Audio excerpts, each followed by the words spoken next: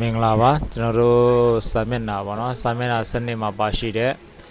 A ရဲ့ N ရဲ့ပေါ့နော် A formula N formula တွဲပြီးတော့ကျွန်တော်တို့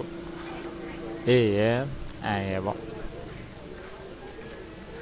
ကျွန်တော်ဒီ formula လေးတစ်ခုကိုတွဲပြီးတော့ကျွန်တော်တို့6ဘာသာလေးကိုကျွန်တော်တွက်ကြည့်မယ်ပေါ့နော်အဲဒီတဘာသာတော့တွက်ပြီးတော့เนาะဒါ6ဘာသာဆိုရင် reset မှာဘယ်လောက်အောင်လားရှုံးလားပေါ့ကျွန်တော်သတ်မှတ်မှာတော့ကျွန်တော်တို့40ပဲသတ်မှတ်မယ်เนาะဟုတ်ပြီအဲ့တော့ညီမချင်းရေးပထမဆုံးကျွန်တော်တို့ n formula နဲ့အရင်ရေးလိုက်မယ်เนาะ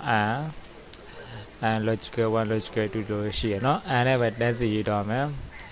ပထမဆုံးမြန်မာအင်္ဂလိပ်မြန်မာကိုရင်သွားမယ်เนาะသူကကြီးမယ်တော့3ခုထားမယ်3ခုပြီးညကွန်မာလာမယ်ပြီးအင်္ဂလိပ်ရောက်မယ် slide လေးတွေပေးပါမယ် greater than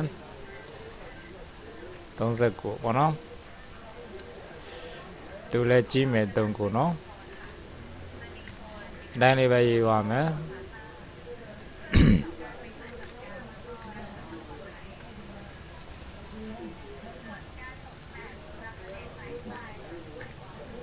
ပိုင်ကိုရောက်ပြီเนาะတပါတာ sorry formula ပြန်ပြင်မယ် function 2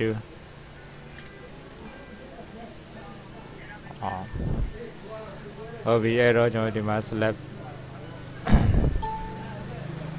function 2တပါတာကျန်နေရเนาะဒီမှာ select တွေပေးတာတပါတာကျန်နေတယ်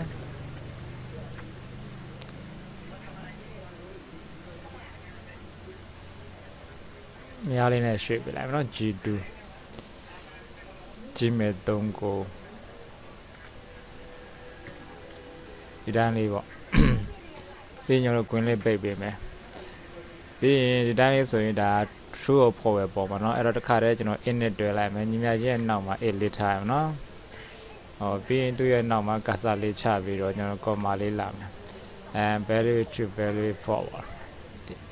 a formula ပြန်ရောက်လာပြီအဲ့တော့ကျွန်တော်တို့အောင်ရင်ကျွန်တော်တို့ဘာလို့ပြပေးမလဲ back လို့ပြပေးမယ် show ရင်ဘာလို့ပြမလဲ face ပေါ့ face ရေးတဲ့အခါမှာစာသားဖြစ်တဲ့အတွက်ကြောင့်မို့ကျွန်တော်တို့တပည့်ကုတ်လေးခံပြီးရေးမယ်ဟုတ်ပြီနော်ဒီတိုင်းလေးပေါ့ formula လေးอ่ะပြီးအနာခောက်ကြည့်လိုက်အောင်ကတော့အောင်ဝိုင်းเนาะအောင်ဆိုတဲ့လူကတော့အောင်ဝိုင်းရောစိုးတို့ဘာလို့ဘလို့ဖြစ်မလဲပေါ့ formula လေးဆွဲချကြည့်အောင်နဲ့တူဘယ်နှယောက်တွေ့လဲ best ကြည့်လိုက်မယ်เนาะမွန်ကြည့်လိုက်မယ်39တဲ့ကြီးတာတွေပဲဖြစ်တော့လူအောင်သွားတာပေါ့နော်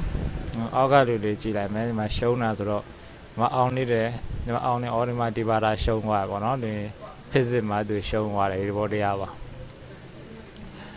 function 2ကိုပြန်ကြည့်မယ်နော်ဒါ function 2နေလိုက်ကျွန်တော်တို့ရေးထားတဲ့ formula တွေ့ပဲပြီးရင်ဒီ formula ဘာမှလည်းရှိပါတယ်နော်ဒီပုံစံတိုင်းလေးရေးချတော့ပါ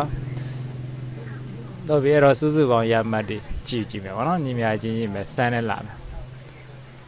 စမ်း green လေးစပြီးကျွန်တော်ဒီကနေဒီအထိဆွဲလိုက် green လေးပြန်ပိတ်မယ် under count 451အောက်ကလေးဆွဲကြည့်မယ်ဘယ်လိုအများဆုံးလဲဆိုရင်အောင်ပဲအများဆုံးပေါ့နော်နံပါတ်1ဒီမှာပဲအများဆုံးပေါ့ဟုတ်ပြီအဲ့တော့ဒီထက်မှာဂုဏ်တုဘယ်နှဘာသာတွေပါလဲဒီလိုတွက်ကြည့်မယ် distinction ကိုကြည့်မယ်အဲ့တော့ D ဘယ်နှလုံးပါလဲပေါ့အဲ့တူကြောင့်ညီမချင်း COUNT ကောင်းရင်နဲ့ကြည့်မယ်နော်ကောင်းရင်နဲ့range ရခိုက်တီးရရှိမယ်နော်အဲ့ဆိုကျွန်တော်ဒီ range တစ်ခုလုံးကို select ပေးမယ် B2 ကနေ G2 ပြရနော် B ကတော့ပြောပြစားပါ column 2ကတော့ row ပေါ့နော် G2 ဒီမှာ G column 2ဟုတ်ပြီပြီးရင် comma လေးလာမယ် criteria မှာကျွန်တော်သတ်မှတ်ချင်တဲ့ဟာကို double quote လေးနဲ့သတ်မှတ်မယ်နော်သူဘယ်လိုသတ်မှတ်မလဲဆိုရင်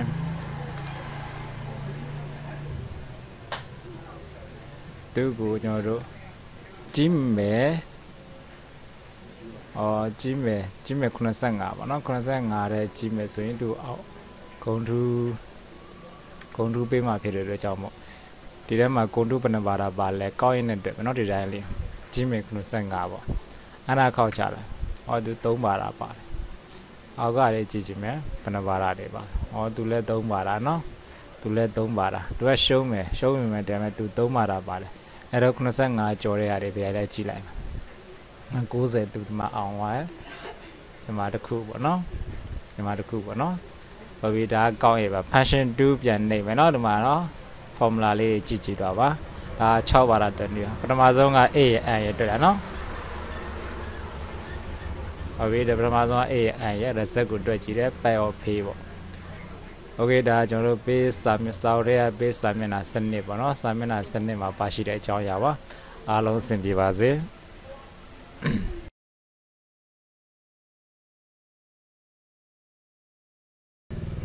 မင်္ဂလာပါကျွန်တော်တို့စာမျက်နှာ73မှာပါရှိတဲ့အကြောင်းလေးကိုသွားကြမယ်နော်စာမျက်နှာ73မှာပါရှိတဲ့သင်ခန်းစာလေးတွေဆက်ပြီးသွားကြမယ်အဲ့မှာကျွန်တော်တို့ဆန်ရဲ့မက်ရဲ့မင်းရဲ့အပရိရဲ့ဆိုရှိပါတယ်ဆန်ဆိုတာကတော့ဗာလဲဆိုကျွန်တော်တို့စုစုပေါင်းရက်လက်တွေကိုပေါင်းပြီးတာပေါ့နော်တန်ဖိုးတွေကိုပေါင်းတာကိုဆန်လို့ခေါ်ပါတယ်မက်ဆိုတာတော့ဒီထဲကနေအများဆုံးတန်ဖိုးရှာပါတယ်မင်းဆိုတာကတော့အနည်းဆုံးတန်ဖိုးရှာတယ်အပရိကတော့ပြန့်မြပေါ့နော်ပြန့်မြတန်ဖိုးရှာပါတယ်โอเคအဲ့တော့ကျွန်တော်ဓမ္မအဆုံးညီများချင်းဆန်ပေါ့အရင်ပေါင်းကြည့်လိုက်မယ်နော်အခြေခံလေးတွေပါနော်အရင်ပေါင်းကြည့်လိုက်မယ် slash ဆွဲမယ်ကွင်းပိတ်အန်တာကောက်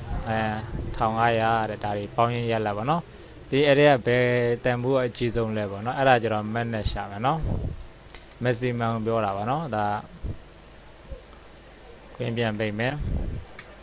ဟုတ်ပြီ400အများဆုံးဟုတ်ပြီဒီမှာဆက်ပြ400ကျန်တာတူတဲ့နေရနော်အဲ့တော့ minimum ပေါ့ငယ်ဆုံးရှာမယ်နော်အမှန်ရမယ် formula ရေးတဲ့အခါမှာကျွန်တော်တို့စာသားတွေအကြီးအသေးမရွေးပါအောင်နော်အဆင်ပြေရနဲ့ရွေးလို့ရပါတယ်အနည်းဆုံးက200တဲ့နော်မှ200အပဲမှာဖြစ်တယ်အပရိပြန်မြရှာမယ်နော် a v e i g အပရိ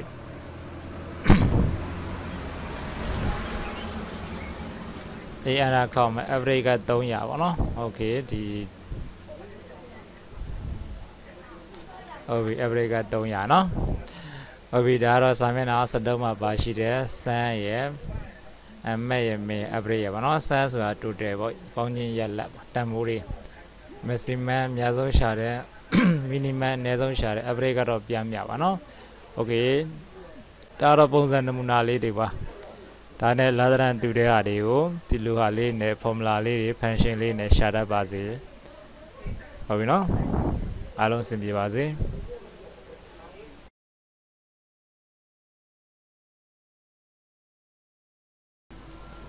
စာမျက်နှာ73မှာပါရှိတယ်ပေါ့နော်စာမျက်နှာ73မှာပါရှိတဲ့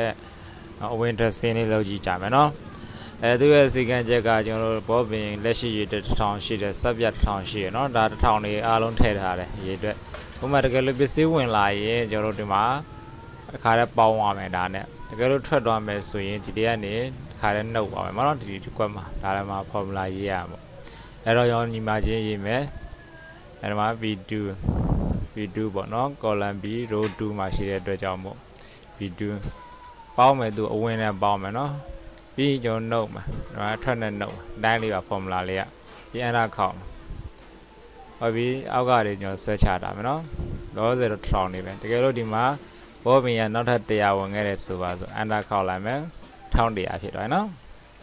ဆက်ပြ250ထပ်သွားပြီပေါ့ခုရေအဲ့တော့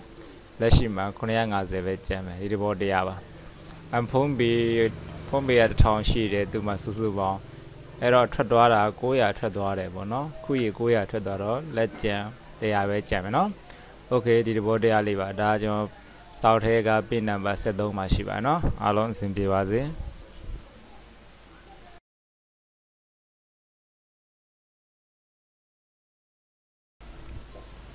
စာမျက်နှာ14မှာပါရှိတဲ့ exact ပြီးတော့ upper lower proper today noun test ဆိုအကြောင်းလေးပြောပြမယ်နော်ပထမဆုံးကျွန်တော် exact ပါနော် exact function exact formula လေးရှင်းပြပါမယ်ဒါတော့စာသားတစ်ခုကိုတိုက်ဆိုင်ပေးတာပါဥပမာဒီမှာမြန်မာရေးတယ်ဒီမှာမြန်မာရေးတယ် mankind true ပြမယ်ဒီဘက်ကနဲ့ဒီဘက်ကနဲ့ mind true ပြမယ် mind false ပြမယ်ဒီတဘောတရားပါအဲ့တော့ကျွန်တော်ညီမချင်း exact ဟုတ်ပြီနော်ကျွန်တော်ရေးပြလိုက်မယ် test 1 test 2ဆိုပြမယ်နော် test 1ဒါထည့်မယ်ကျွန်တော်တို့ပြီး comma လာမယ်ပြီးတော့ test 2ဟုတ်ပြီကျွန်တော် green လေးပြန်ပိတ်မယ် under ခေါက်မယ်ဒီမှာမြန်မာရေးထားတော့ man နဲ့ true အောက်ကလေးကြည့်ကြည့်မယ်နော်ဆွဲချကြည့်မယ်ဖော်တစ်ခုပါလာတယ်သူက Mandalay ရေးတယ်ဒီမှာ Mandalay မှာ y နဲ့ r နဲ့ Mandala ဖြစ်သွားတယ်နော် အဲ့တော့ကျွန်တော်မှားဝါပေါ့တို့ဖော်ပြနော်ဒါ AZ 3ခုလေးပါစာရနှစ်ခုကိုတိုက်ဆိုင်စစ်ဆေးပေးတာပေါ့အခုကကျွန်တော် upper တို့ lower တို့ proper တို့ပါဒါတွေကတော့ရှင်းပါရနော် upper ဆိုစလုံးသေးတွေနဲ့ရိုက်ခဲ့တာအကြည့်ပြောင်းမယ်lower အကြီးတွေကိုသေးပြောင်းမယ် proper မညီမညာဖြစ်တဲ့ဒီလိုပုံစံလေးတွေကိုညီညာအောင်လုပ်ပြီးမယ်ပေါ့အဲ့တော့ကျွန်တော်ရေးပြလိုက်မယ်နော်ညီညာချင်း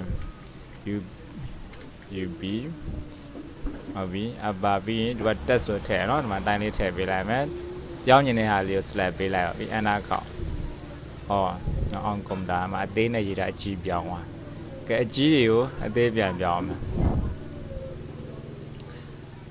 ဟုတ်ပြီဒီမှာအကြီးတွေကိုကျွန်တော်အသေးပြန်ပြောင်းမယ်ကျွန်တော်ဒီမှာအကြီးနဲ့ရေးထားတယ်enter ခေါက်ကြည့်မယ်နော်အသေးလေးနဲ့ဖြစ်သွားတယ်ဒီမှာမညီမညာဖြစ်တဲ့စာသားတွေတကယ်လို့တွေ့ကြုံခဲ့တရှိတော့ကျွန်တော်ဒီလိုရေးမယ် proper အနေနဲ့တက်ကီလေးနှိပ်လိုက်မယ်နော်ဒါမျိုးလေးတွေ့ရင်တက်ကီလေးနှိပ်လိုက်မယ်ဟောနိုင်လေပြီးဒီမှာ under count proper ဟောညီညာဝပါနော်အစားဆုံးစလုံးကြည့်ပြီးတော့နောက်ကလည်းအသေးနဲ့လိုက်နော်ဒီမှာဒါမျိုးပုံစံလေးဒါကကျွန်တော် upper ရဲ့ lower ရဲ့ proper ရဲ့ပါနောက်တစ်ခု today တို့ noun တို့ကဘာလဲဆိုရင် today ကျွန်တော်ညီမြချင်း today ရေးမယ်ဒီနေ့ဘာနေလဲဆိုတာကြည့်တာပါနော် under countအထဲမှာဘာမှမထည့်ပဲနဲ့ under count ပါနော်ဒီနေ့တဲ့16ရက်လ2020 today now ဆိုတာတော့အချိန်ကြည့်ရနော် now ပြီးရင် queen လေးပြန်ပိတ် under count ဒါမျိုးပေါ်လေကျွန်တော်တို့ဒီယာကြီးကမဆန့်လို့ပေါ့နော်ဒီ column လေးကိုဒီမှာနည်းနည်းဆွဲပြီးချက်ပေးလိုက်မယ်ဟောဒီမှာသူက17နာရီ12မိနစ်သူကပြီးတော့ရက်ဆွဲလဲပါလာပြီနော်နောက်တစ်ခုက test ညီများချင်းတက်ကတော့ဟုတ်ပြီစောက်တဲ့အတိုင်းလေးပဲကျွန်တော် test ပြီးရင် value ရဲ့ format တဲ့ရပြနော် value ဆိုတဲ့တန်ဖိုးကိုကျွန်တော်တို့ဒီနေ့ရက်စွဲကိုကြည့်မယ်ဟုတ်ပြီ format တဲ့နေရာမှာကျွန်တော်တို့ဒီလေးလုံးလောက်ဒီလေးလုံးထည့်မယ်နော်ပြီးရင်ခွင့်ပြန်ပေးမယ်အဲ့တော့ကျွန်တော်တို့ဒီမှာ16ရက်လ2020ကဘာနေလဲဆိုတာကိုသူကတက်နဲ့ကျွန်တော်တို့ tab formula နဲ့ရှာတာပါအဲ့တော့အားခေါ်ကြည့်မယ်ဟောဒီနေ့ test day ပေါ့နော်ဒီနေ့ကြာလာပေးနေပေါ့နော် test day လို့သူပြတယ်ဒါတော့ test အသုံးပြုနေပါနော် okay ဒီနေ့ပြတော့လား AZ ရဲ့ upper lower proper today now test ဆိုတာ base စာမျက်နှာကျွန်တော်တို့စာမျက်နှာ14မှာပါရှိပါနော်အားလုံးအဆင်ပြေပါစေ